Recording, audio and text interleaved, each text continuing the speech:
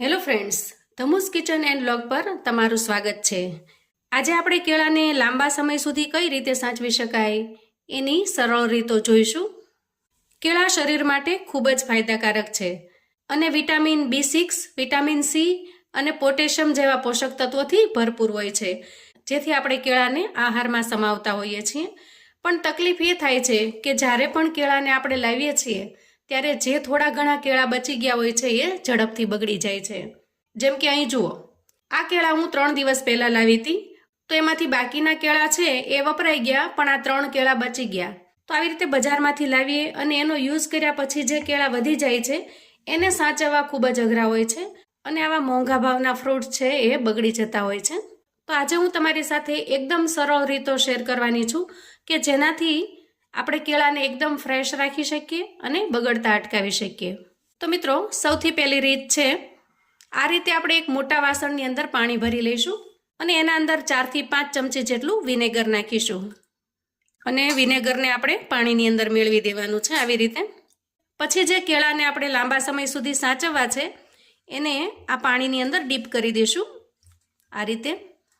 તો કેળાને આવી રીતે વિનેગરવાળા પાણીની અંદર ડુબાડી દેવાના છે અને પછી આ જે એનો ગાંઠનો ભાગ છે ત્યાં દોરી બાંધી અને ટીંગાડી દેવાના છે। તો ખાસ કરીને કેળાને આપણે જો ટીંગાડીને રાખીએ તો ઝડપથી બગડતા નથી।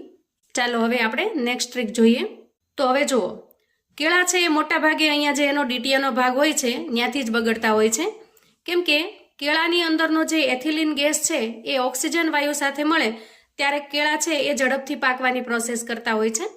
તો આ જે ડીટીયાનો ભાગ છે એને આપણે જો કવર કરી દઈએ તો કેળા ઝડપથી નહીં પાકે। તો અહીંયા જુઓ, આવી કોઈ પ્લાસ્ટિકની આપણે બેગ લઈ લેવાની છે। જબલું જે આપણે ખરીદીને લાવીએ છીએ વસ્તુ ત્યારે એના અંદર આવે છે એ જબલાને આવી રીતે આપણે પટ્ટીની જેમ બનાવી લેશું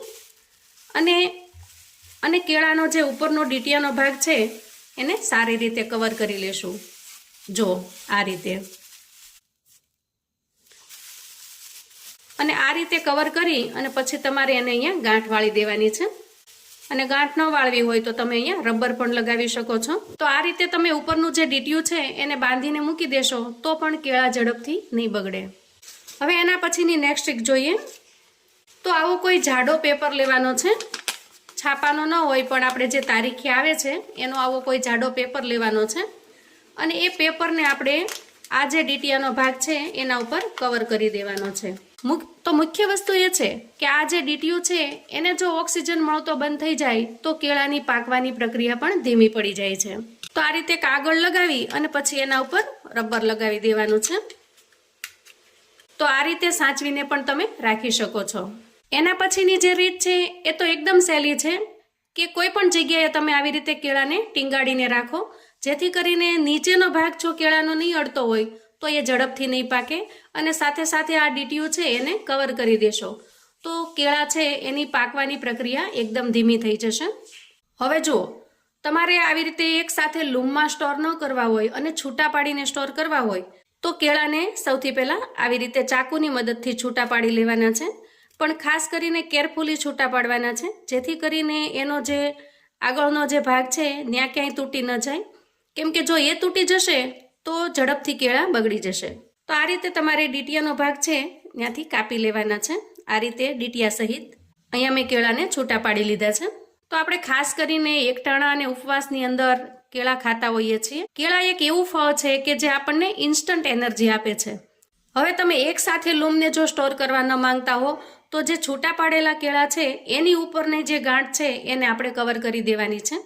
તો નેક્સ્ટ ટ્રીક માટે હવે અહીંયા જુઓ, મેં 4 કેળા છે તો 4 આવા ફોઇલ પેપરના ટુકડા લઈ લીધા છે, જેને આપણે સિલ્વર પેપર પણ કહીએ છીએ, અને આ પેપરને આપણે જે ડીટીયાનો ભાગ છે અહીંયા લગાવી દેવાનો છે આવી રીતે। સૌથી પહેલા આ રીતે એને કવર કરી દેશું અને પછી ઉપરની સાઈડથી એને વાળી લેશું।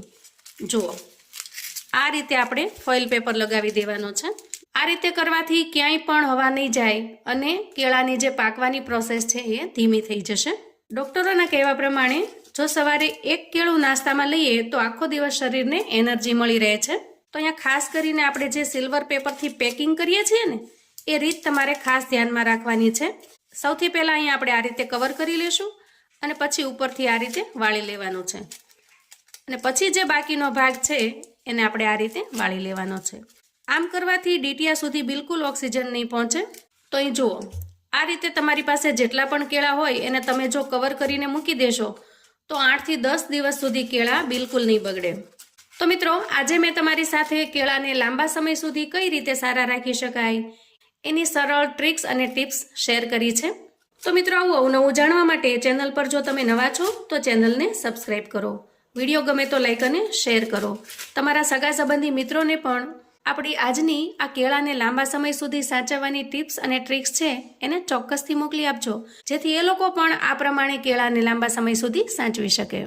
જો આજનો વિડીયો તમને ગમ્યો હોય તો મને સપોર્ટ કરવા માટે વિડીયોને લાઈક કરો, શેર કરો અને ચેનલને ચોક્કસથી સબસ્ક્રાઈબ કરો. મને કોમેન્ટમાં ચોક્કસથી જણાવજો મિત્રો કે આમાંથી તમને કઈ ટ્રિક્સ સારી લાગી છે. ફરી મળીએ એક નવી રેસિપી સાથે. ત્યાં સુધી આવજો મિત્રો.